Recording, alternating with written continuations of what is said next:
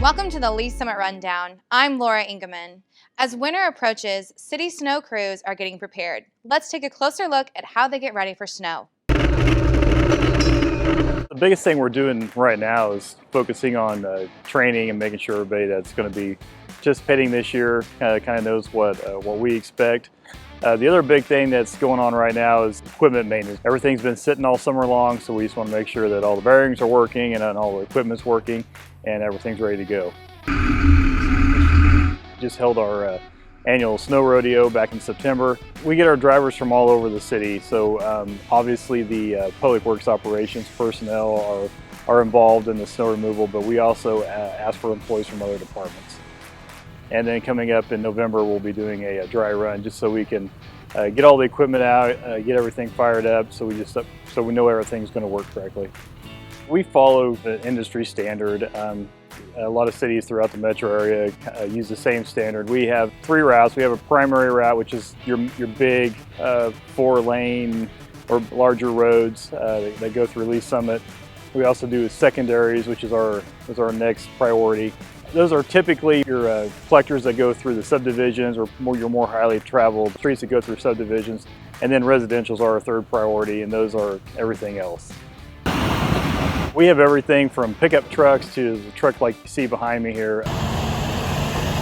One thing that wing plows allows us to do is we get an extra 6-7 feet of width when we plow the street, but we can use the same equipment and the same amount of manpower. We have 3/4 ton trucks that we utilize for mainly our residential streets, cul-de-sacs. We have 1-ton trucks that we pair up with the bigger trucks on our arterials or our primaries and secondaries. Then we have these big trucks back here. We use a number of products to pre-treat and treat roads during winter weather. One of them is, a lot of folks have heard of salt brine. It's just a saltwater solution that we mix up. We can spray on the road ahead of the storm. It dries, and then when the snow falls, it reactivates it. And it kind of gives us a little barrier between the pavement and the ice.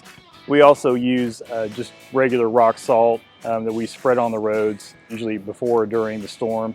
And then there's other chemicals that we also will spray on the salt, such as beet juice or calcium chloride. We have 2 salt domes. Each salt dome holds 3,000 tons of salt.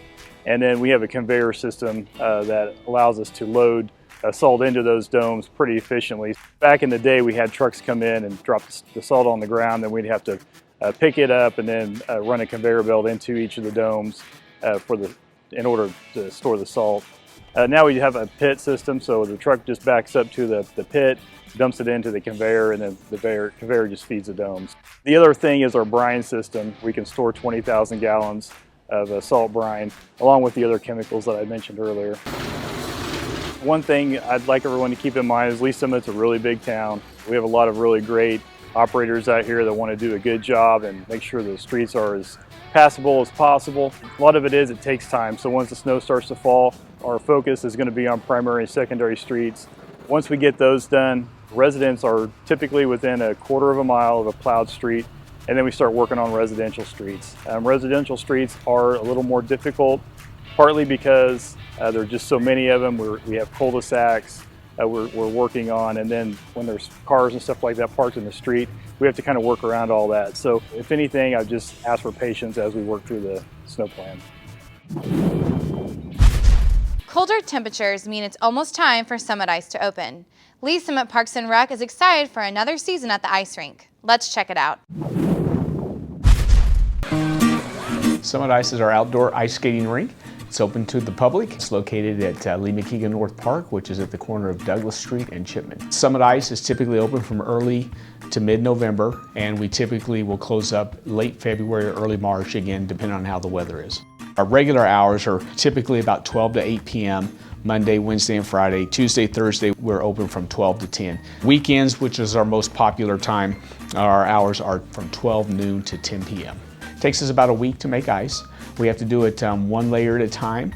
We actually have a chiller. The chiller will cool the concrete down to 0 degrees, and then we start to lay the ice very thinly, and it just is a very time-consuming process. Weather is critical. If it was to rain or anything in the middle of that process, that would really hinder our ice. So when we look at making ice, we have to make sure that we find a window that the weather is going to be conducive to making the ice for a period of time, usually 72 hours, maybe 4 days. What most people don't realize is actually during the ice making process, we actually spray paint the ice. So when you see all the white, that white, we do that on purpose because we want the sun to reflect, the light to reflect off the ice, so we're not absorbing the sun and causing it to melt. So we actually have to go in, and after a certain period, we're going to spray paint the ice, and we're going to put more ice on top of it. So we have a lot of different opportunities. So the most popular is open skate time, right? So you can come in, you can bring your own skates, or we have skates that are available for rental.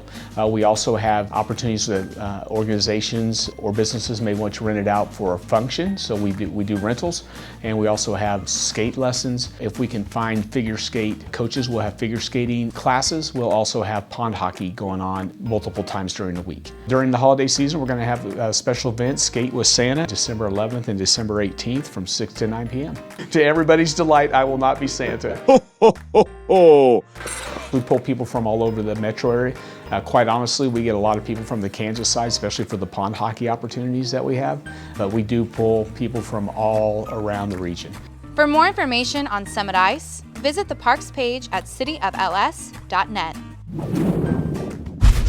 This month's Council Member Spotlight is all about Mayor Bill Baird. Check it out.